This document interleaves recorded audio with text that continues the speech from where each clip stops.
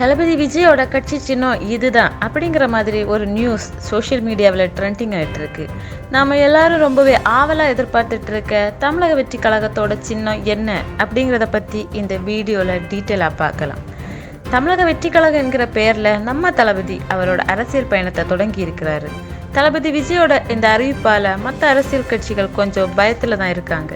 இந்த நிலையில தளபதி தன் கட்சியோட கொடியை செலக்ட் பண்ற வேலைகள்ல ஈடுபட்டிருக்காராம்.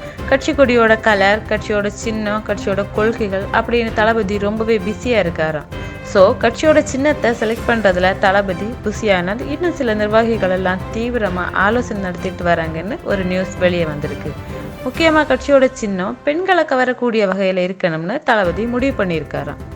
இப்போ ஆட்சியில் இருக்க டிஎம்கே பெண்களுக்கான ஏகப்பட்ட திட்டங்களை கொண்டு வந்திருக்கோம் அப்படின்னு பேசிக்கிட்டு இருக்காங்க. ஸோ தளபதி அவரோட கட்சி கொடியை பெண்களை கவரக்கூடிய வகையில் இருக்கணும் அப்படிங்கிற மாதிரி முடிவு பண்ணியிருக்காரு. ஏற்கனவே 2026 எலெக்ஷனில் தளபதிக்கும் உதயநிதிக்கும் தான் பயங்கரமான ஒரு போட்டி இருக்க போகுது அப்படிங்கிற மாதிரி பேசிக்கிட்டு இருக்காங்க. இப்போ 2 பேருமே பெண்களுக்கு அதிக முக்கியத்துவம் கொடுத்து அவங்களோட தேர்தல் அறிக்கை இருக்கும் அப்படின்னு எதிர்பார்க்கப்படுது. இந்த நிலையில ஏற்கனவே தேர்தல் கமிஷனுக்கு 5 சின்னம் செலக்ட் பண்ணி தளபதியோட தமிழக வெற்றி கழக கட்சியிலிருந்து கொடுக்கப்பட்டிருக்கான். இப்போ பெண்களை கவரக்கூடிய ஒரு கட்சி சின்னத்தை ரெடி பண்ணி அதையும் தேர்தல் கமிஷனுக்கு தளபதியோட கட்சி சீக்கிரமா அனுப்பி வைக்க போறாங்க அப்படிங்கிற மாதிரி ஒரு நியூஸ் போய்கிட்டு இருக்கு. ஓகே ஃப்ரெண்ட்ஸ், இதே மாதிரியான ட்ரெண்டிங் நியூஸை தெரிஞ்சுக்க ட்ரெண்டிங் தமிழ்நாடு சேனலை சப்ஸ்கிரைப் பண்ணுங்க.